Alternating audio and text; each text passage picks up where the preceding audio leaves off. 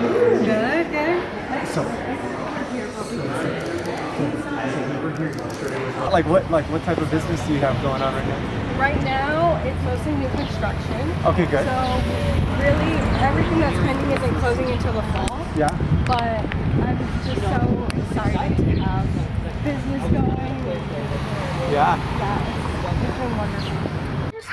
Okay, welcome to today's episode of Identity Shift. I am here with an absolute rock star in Bentonville, Arkansas, and what's cool is we're actually right in front of the Walmart Museum, which is incredible. So, I mean, literally just right over there is Sam Walton's original truck. Right, so it's just a very special spot. And with that being said, as I mentioned, we're interviewing an absolute rock star in the business and somebody that is truly, incorporates professional, accountable, knowledgeable, and has truly, I've seen at least from my perspective, an identity shift with Miss Tania Martinez. So Tania, introduce yourself. How long have you been in the business, and a little bit about just your background before real estate? Hi, well, I'm Tania Martinez. I actually started in real estate back in 2016 as Jose Esparza's assistant. Okay. I was on the team for a while before I actually got my license the very next year. It's been quite a journey. Before real estate, I really was just bouncing around because I was a college student looking for a job. I wasn't really doing much before that, but stepping into real estate really helped ground me into the person I am today, because it's been a while. It's been like I basically grew up in this career. Really? Yeah. So you were Jose's assistant Yes, I was. at first. Okay, so prior to like joining PAC, you were Jose's assistant, or? Yes, I was Jose's assistant from 2016 to about 2019. Okay. Yeah, Okay. so because he used to run a very recognizable real estate team in the area. Okay, got So it. it was mostly one of those things where I was helping do basically a TC work. Okay. And I would watch the agents come into the office and I was like, oh my goodness, I can do this. Like, this looks so easy. Yeah. And I don't know where the delusion came from, because that year I did a lot of things. Like in 2017, I got my license, got married. Wow. Still full-time college student, still TC. The list goes on. I also sold 17 houses that first year. What? Like it was like such a great year. Yeah. I did burn out a little bit because I was obviously doing so much. Yeah. But it was one of those things that really instilled in me the want to be in this business, because I figured, like, if I could do it, anyone can do it. Absolutely. So let's rewind a little bit, right? So like let's talk just kind of prior to getting that license, right? What would you say was the thing that was, the biggest struggle that you were having? You talked a little bit about you're seeing the agents do it type of thing, and like what was going on internally? Internally, during that time in 2016, I had recently lost all of my scholarships due to an accident that we had, and it was just kind of one of those things that I didn't really know where to go. And they opened up their arms to me. Sorry, I'm going to get tearful in this. Yeah. But they opened up their arms to me, and they really were able to guide me in that way. Yeah. But I was bouncing around from job to job. I couldn't hold a job. I couldn't really focus on anything. I was all over the place.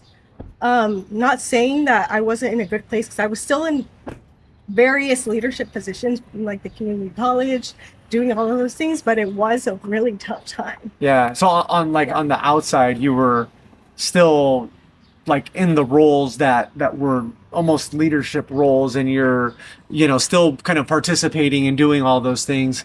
On the outside, it's like, oh, Tania's got it, she's good. Oh yeah. So on the outside, I always kept it very professional, very put together, Sure. because that's just the person that I am. I've never really shown a lot of weakness. Yeah.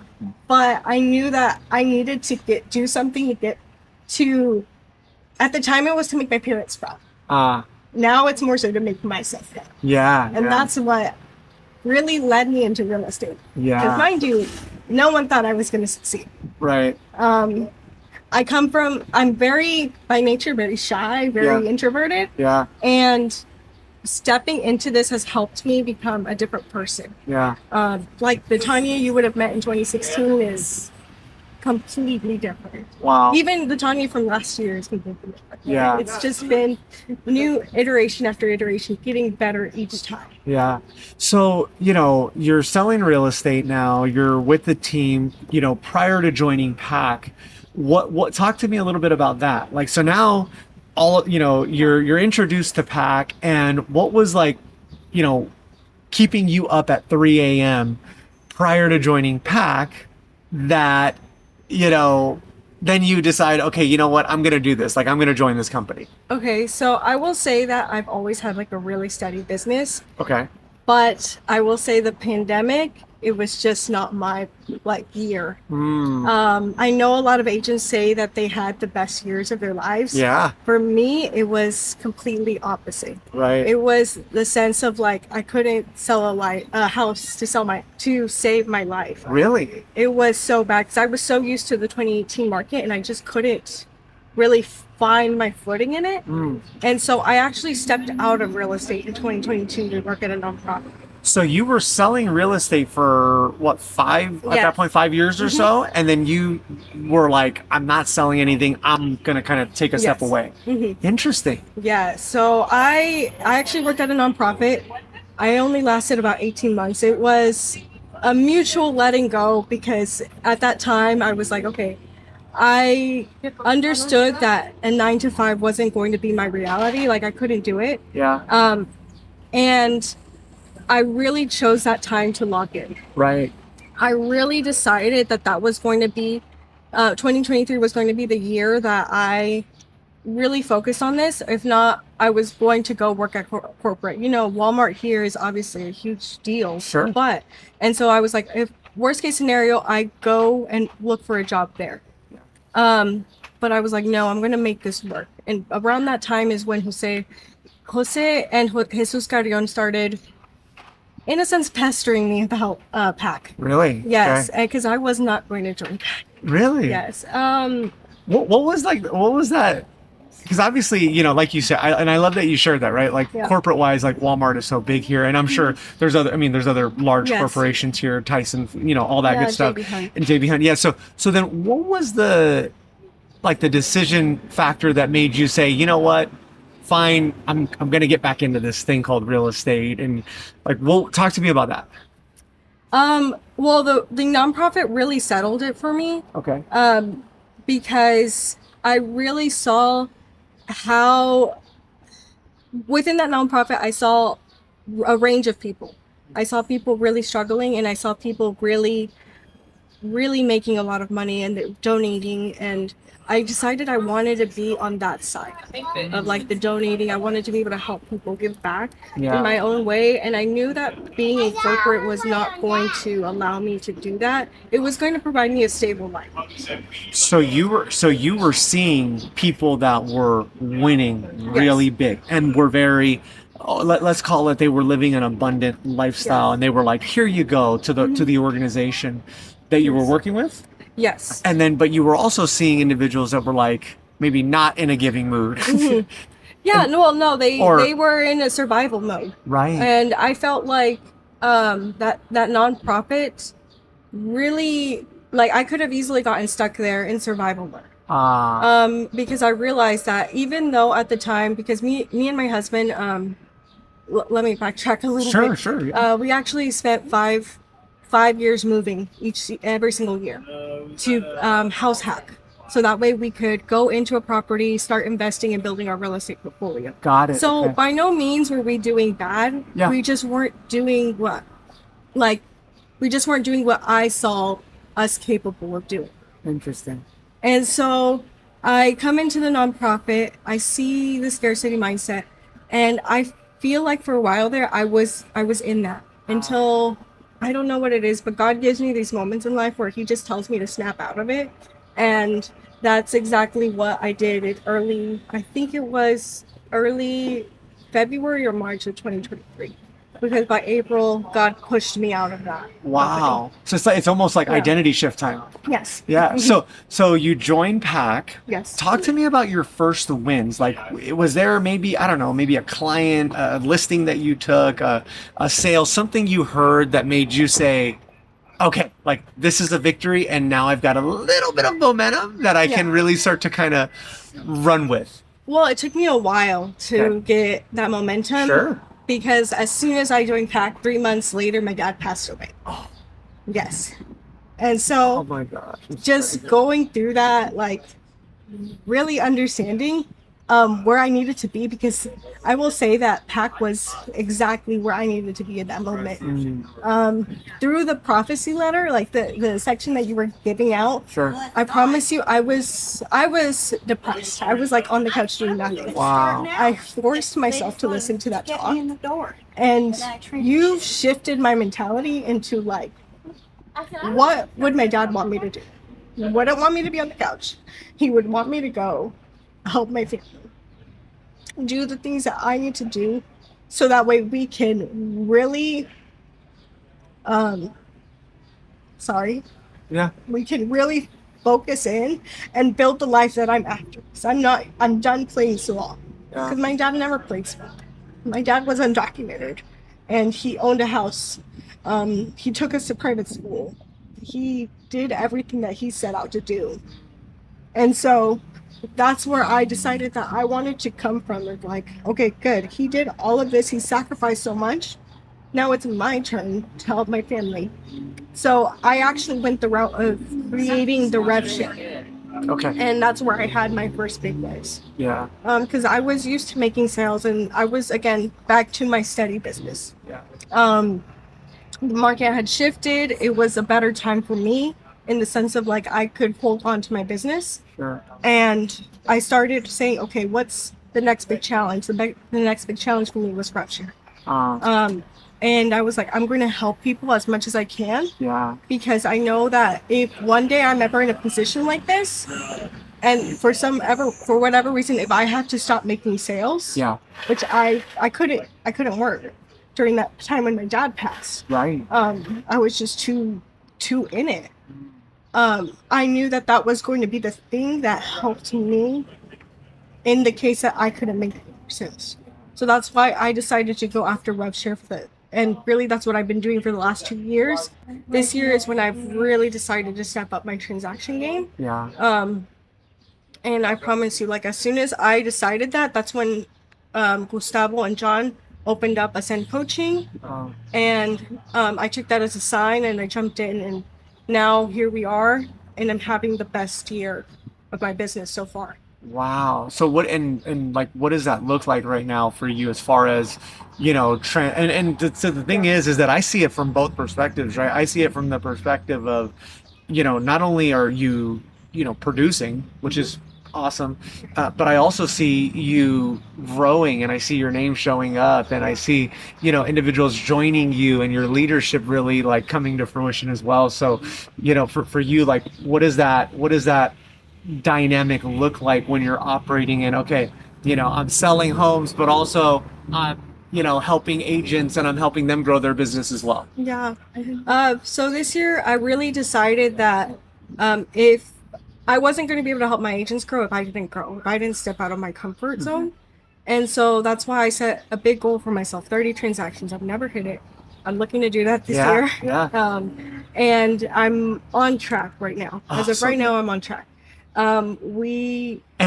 Just to say, we're in the first, like we just got out of the first quarter. Yes. This is typically, and I talked to a lot of agents, but this is typically when agents are like, screw the goals, I just want to close a deal to survive here. So you're like, I'm on track to hit 30, which is awesome. Yes. Yeah, no, and like this last month, I don't know if it was a combination of coaching, the leadership that I've been stepping into, but I had 500 contract this last month. Wow. This week I'm working on negotiating 2 other contracts. Wow. Things are rolling. Yeah. It's been so nice to feel the support from my community. Yeah. And feel that, feel very proud of myself in a sense. That's so good. So let's talk about systems and support. Yeah. So, you talked a little bit about Ascent. You Yes. talked a little bit about the prophecy letter. For you, what are some of the systems that really kind of stand out with PAC, with the team here locally, with Jose in Arkansas? Like, what are some of the things that for you that you're like, man, this really helps me move the needle? For me, there's a few things that I do. I have non-negotiables that I do every single day. Okay. I reach out to a minimum of 10 people per day. Okay. I post on social media, whether it's just to my stories. Now I've started posting more reels. I also will reach out to my pack line, make sure that we're all doing okay, and make just double checking that everyone is where they need to be. Of course, with 20 agents, it doesn't always get done, but I try to make sure that we're all being helped. The big difference for me this year was tracking my numbers, because I had never really done that. I would start it and then I would leave it. Yeah. This year I have really been focused on that and not giving myself room to to get out of that habit. Of tracking your numbers. Yeah. So how would you say, let's say I'm an agent out there and I don't track my numbers. From a professional perspective, how would you say that has shifted your mindset, your business, the way that you approach your day, like just through that system right there of tracking your numbers? Tracking my numbers has made me realize how much business I was missing out on, because I would talk to people and then not keep track of them. So within the tracking the numbers, I'm also tracking the people I'm talking to. I'm making sure to get back to them. But also it's making me realize how much I wasn't doing. I felt like I was doing enough before. I felt like because I posted on social media, people would know, but I wasn't really out there contacting people. I wasn't really making the connections that I needed to. And with tracking my numbers, it really helped put it into perspective of like, no, I can go and run a mediocre business like I had been doing. Yeah. But if I wanted to grow and do something else, like I needed to get on another level of professionalism. That's such a big aha, because like you mentioned, right? And you'll see agents that maybe like, it's like, okay, I posted my video for the day. That's that. Cool. And you're saying no, like that's a piece of it. However, I also have to make sure that I'm going out there and I'm creating those conversations to really get contracts signed to move the business forward. It's like a lead measure to the lag measure that is the contact and the contract signed and things like that. Yeah, and one of the things that you said at the beginning of the year, and I've been doing it just about pretty much every week, is looking at my stories and see who likes it. Yeah. And I've been messaging people all the time. Well, I've even been messaging all the people that didn't like it, just people that constantly will look at my stories. Sure. And I've been sharing promotions. I've been asking for business. I've been following up with people that I let go of in the past. Yeah. And so people are really starting to appreciate that. And I feel like they see me as a resource to come to now. That's so good. I mean, you think about the identity shift there, right? Where we talked earlier about like, COVID happens. I can't, like, a sale couldn't, hit me if I was walking, It was my worst year. I only sold, I think I want to say like 4 houses. In the year. Yes. When I was used to selling at least 12 to 13 houses. Like that was my normal. And you have 5 under contract Yes. in like a week or like a month. Like, It's wild. Like right now. Great job, Tanya. That is like the definition of identity shift, because especially in our business where, and I love that you share like, I heard this or I picked up on this. In our business, it's very easy to not do those things. It's very easy to just like, I'm gonna lay under the covers and it's all doom and gloom. And so for you, it's absolutely incredible. Talk to me about the lifestyle that's come as a result of making those decisions. Well, there hasn't been that much of a shift in the lifestyle yet. I know that it's coming. I will say that me and my husband, because we took very smart steps at the beginning, we have traveled to over like I want to say 12 countries at this point. Wow. Yeah. That's incredible. And so we do like to travel. Now it's just like that. Now it's becoming more so of like, can we do the luxurious option versus keeping it like standard? Right. Yeah, it's just like yeah. raising our standards, raising the levels to Yeah. how we travel. Yeah, and you know, and I would think, right, like just with that passion of traveling, Yes. like enjoying the travel, yes, but also saying like we're not gonna like negotiate on even that standard of like we travel, right? And feeling okay with it, like that confidence of, man, when I get back, I know I know what I got to do to make this work to where, because I remember I used to travel sometimes and I'd be like, I just like it would be traveling, but I'd be like worried almost. Does that make Yes, sense? Like, that's exactly how the last trip that I did that was last April. Yeah. And I decided I wasn't going to do that again. okay, I decided that I was going to have enough money to do the extra things that I actually want to do. Because if you're going to go somewhere to Japan, you want to be able to go out and eat the best sushi. You want to go out and yes. do the best things. Yeah, Especially if you're already making the big trip over there. that's Like, right. Yeah, It's one of those things. you know, I learned if you're gonna do it right, Yes. or just be patient, work a little bit harder Mhm. in order to do it. Yes. Right. So, okay. Well, this is all like, this is great. And I love the identity shift. And you've talked about some of the challenges with your dad passing and, you know, it's just some of the, I mean, that's a huge challenge in itself. Are there any other challenges that you've had to overcome in that you can kind of point out that is like, you know what, like, yeah, I was going through this and I had to kind of, continue to sell in spite of the fact that this was going on. Yes, and I will take it back to Rev Share. Okay. The sense of like I've always been able to sell a house. Yeah. That's been fine. But having to sell a company and more importantly having to sell the idea of me providing the mentorship Right. has been I think that's what has propelled me the most. Wow. Because I promise you, and one of the agents, and they know this, the beginning agents that I asked, I would go up to them and I'd be like, okay, so like, do you want to join PAC? Like, please join. Yeah. And now it's like, okay, I know the value. I know the system works. I know that people can count on me more so. And that is what people are buying into. Wow. Is that. It's interesting that you share that. And what it makes me think of is like, if you can do that with an agent, Yeah.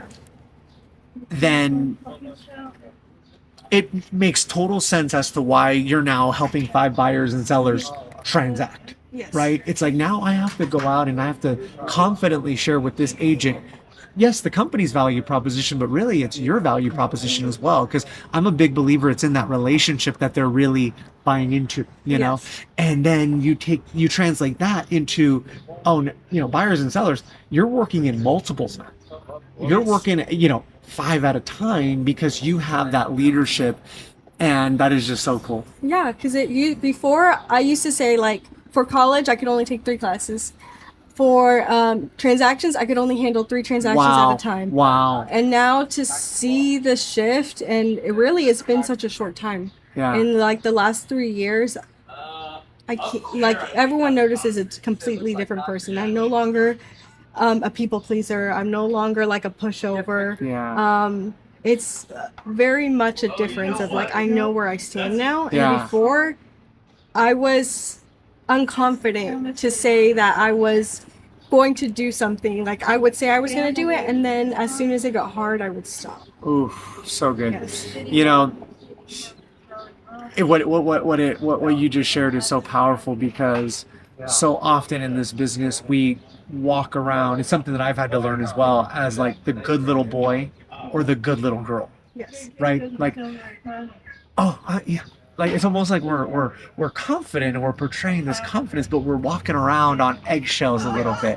And so for you to kind of almost say, you know what, the good little girl is not serving my identity shift is incredible. So what would you share with an agent out there that is watching this episode and is, maybe they're not in a position where they're building the business of their dreams. Maybe they're in a position where they're kind of like that Tanya that was like, man, a sale isn't hitting me. I'm going to get out of this business almost at this point? I would tell them to not be afraid of changing their beliefs. This was a big thing that I adopted last year. I decided last year that I could shift any belief to help me. So I decided I was not only going to portray confidence, but I was going to be confidence. Wow. I was going to be that person that as soon as I walked into a room, and people would know my name. Like, there's no coincidence that we're having this conversation. Yeah. I was telling you earlier, I literally manifested this conversation. It was a really long car ride home, and I decided, I think you had just done like an Instagram live with someone, and I decided that I was just gonna talk to myself like you were interviewing. Yeah. And I decided that, and I was like, okay, cool, he's gonna interview me very soon. And that's what I said. This was back in February of this last year. And I mean, now we're here. That's so good.